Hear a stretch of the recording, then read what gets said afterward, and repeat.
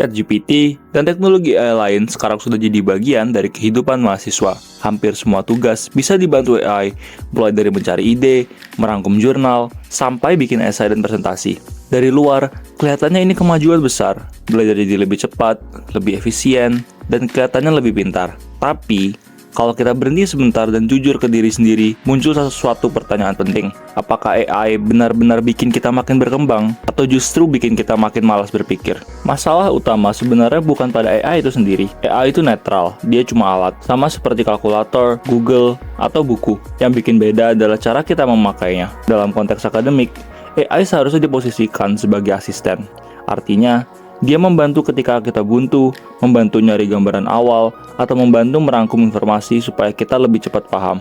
Tapi, yang terjadi di lapangan seringkali kebalik. Banyak mahasiswa yang bukan lagi dibantu AI, tapi digantikan oleh AI. Sekarang ini, ngerjain tugas seringkali bukan lagi soal mikir, tapi soal bikin prompt yang bagus. Bukan lagi tentang memahami materi, tapi tentang gimana caranya hasil AI kelihatan rapi dan aman. Esai tinggal kopas, presentasi tinggal edit dikit, selesai. Tugas beres, nilai dapat. Tapi proses berpikirnya kemana? Otaknya dipakai di bagian mana? Dari penelitian kualitatif di Fakultas Hukum Unpar, ada satu temuan penting. Ketergantungan berlebihan pada AI bikin proses berpikir mahasiswa jadi tumpul. Banyak mahasiswa yang menyerahkan hampir seluruh proses penulisan ke AI dari awal sampai akhir. Akibatnya, kemampuan bernalar, menyusun argumen, dan berpikir kritis jadi jarang dilatih. Padahal, tujuan kuliah, terutama di bidang seperti hukum, bukan cuma menghafal teori, tapi melatih cara berpikir. Ini bukan cuma soal akademik, tapi soal integritas. Integritas akademik itu intinya kejujuran pada tanggung jawab, jujur terhadap proses belajar kita sendiri. Kalau sebuah tulisan sebagian besar dibuat AI, tapi kita mengaku itu hasil pemikiran pribadi, disitulah batas integritas dilanggar. Bukan karena pakai AI-nya, tapi karena kita mengklaim sesuatu yang bukan sepenuhnya hasil kerja kita. Banyak yang berdalih, yang penting kan tugas selesai. Nah,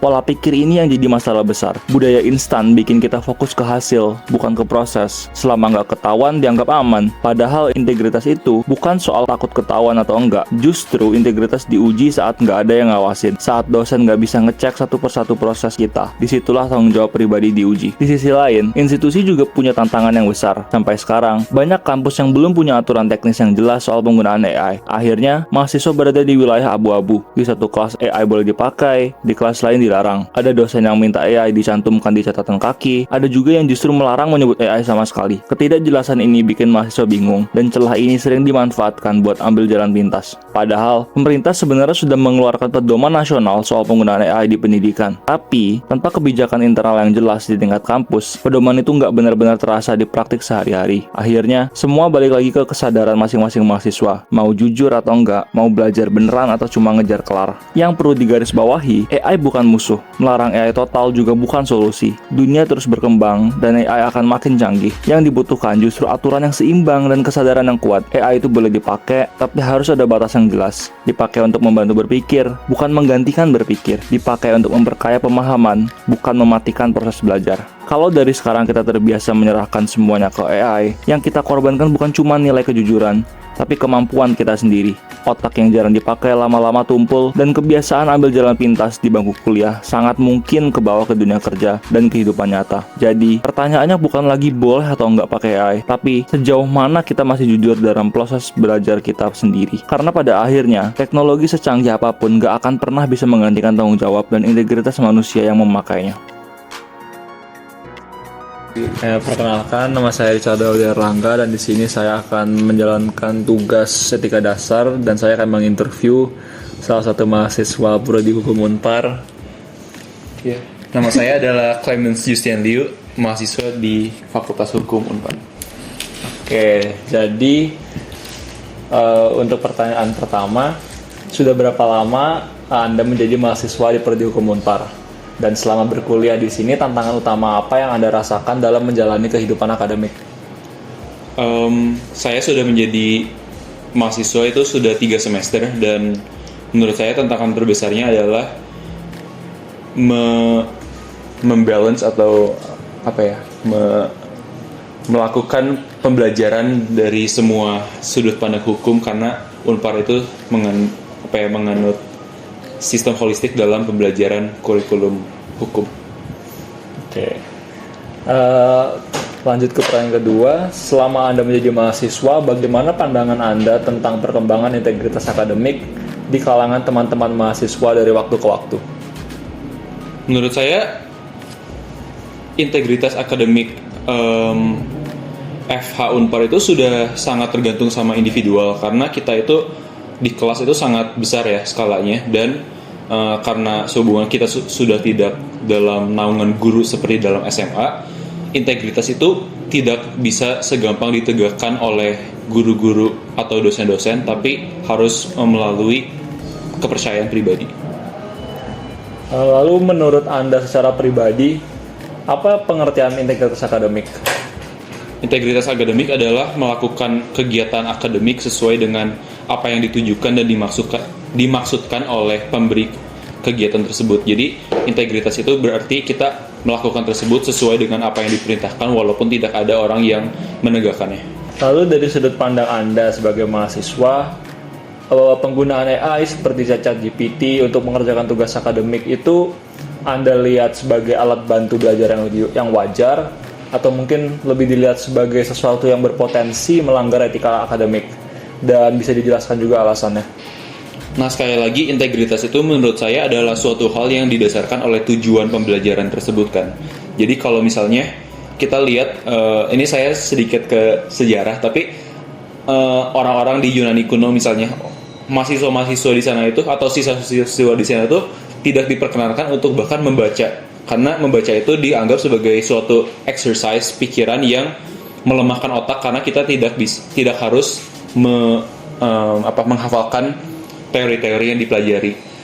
Karena tujuannya memang itu kan, tujuannya adalah untuk menghafalkan tersebut dan memikirkannya dalam otak. Nah, khusus dalam Fakultas Hukum Unpar, menurut saya yang dipentingkan adalah penalaran hukumnya atau cara kita berargumentasi, atau kita sebutkan metakognisi, yaitu cara kita memikirkan cara berpikir orang lain. Jadi menurut saya dalam batasan tertentu penggunaan ChatGPT itu dapat membantu kita, asalkan digunakan sesuai dengan tujuan yang diperkenankan oleh dosen. Oke. Lalu sejauh yang Anda ketahui, di Unpar itu ada atau tidak kebijakan atau panduan yang jelas tentang bagaimana mahasiswa itu seharusnya menggunakan AI dalam tugas dan kegiatan akademik? Menurut saya saat ini belum, karena perkembangan AI itu masih sangat baru dan belum ada pengaturan yang terlalu detail. Jadi, apakah menurut Anda ini akan menjadi celah yang beresiko bagi integritas akademik? Ini akan menjadi celah kalau misalnya Fakultas Hukum kita tidak mengadaptasikan kurikulum atau pembelajaran dengan perkembangan teknologi yang baru, karena ya kita sudah ketahui bahwa perkembangan AI itu kan sangat cepat dalam tahun-tahun terakhir. Jadi, ya begitu. Oke. Nah, itu rekam. Untuk penggunaan AI aja, Bu. Iya, penggunaan AI adalah secara akademik itu diperbolehkan. Ya karena itu membantu kita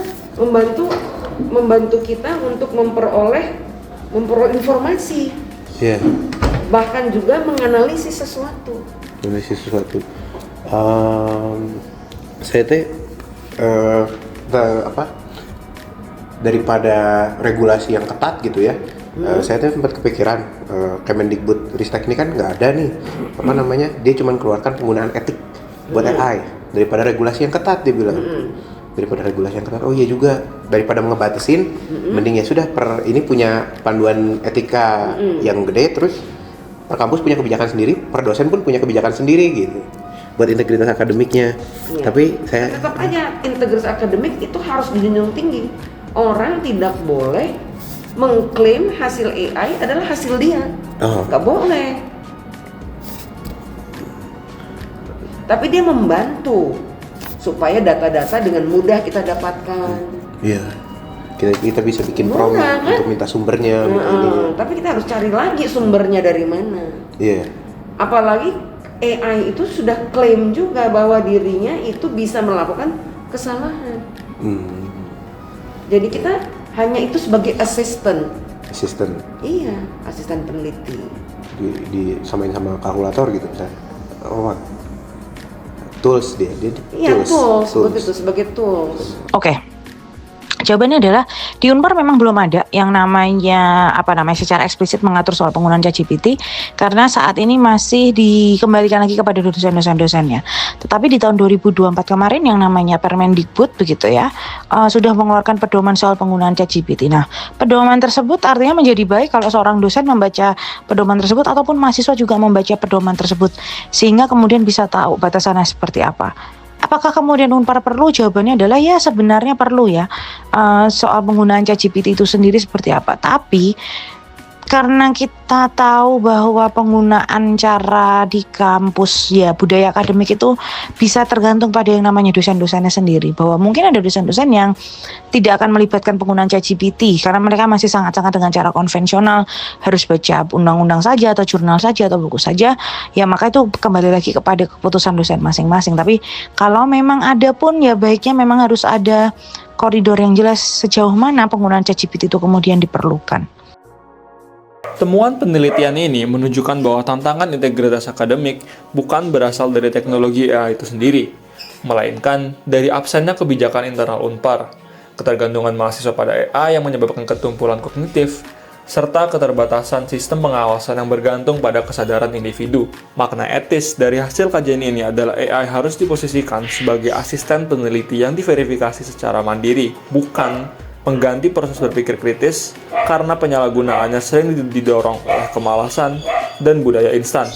Kontribusi sosialnya terletak pada perlunya kolaborasi institusi, dosen, dan mahasiswa untuk membangun ekosistem akademik yang etis sambil memanfaatkan teknologi secara bijaksana. Kesimpulan utama penelitian ini adalah perlunya kebijakan seimbang di Unpar mengenai penggunaan AI, pengembangan literasi kritis mahasiswa, serta tanggung jawab bersama untuk mencegah plagiarisme digital dan ketergantungan berlebih pada teknologi. Oleh karena itu, kita harus menjunjung tinggi 6 pilar integritas akademik ICAI, yaitu kejujuran, kepercayaan, keadilan, rasa hormat, tanggung jawab, dan keberanian untuk menciptakan pendidikan hukum yang adaptif dan berintegritas. Untuk mengakhiri, saya ingin mengucapkan terima kasih kepada narasumber kami, yaitu Dr. Katarina Ria Budiningsi, SHMH, Ana Anindita Nur Pustika, SHMH, dan Clemens Justian Liu,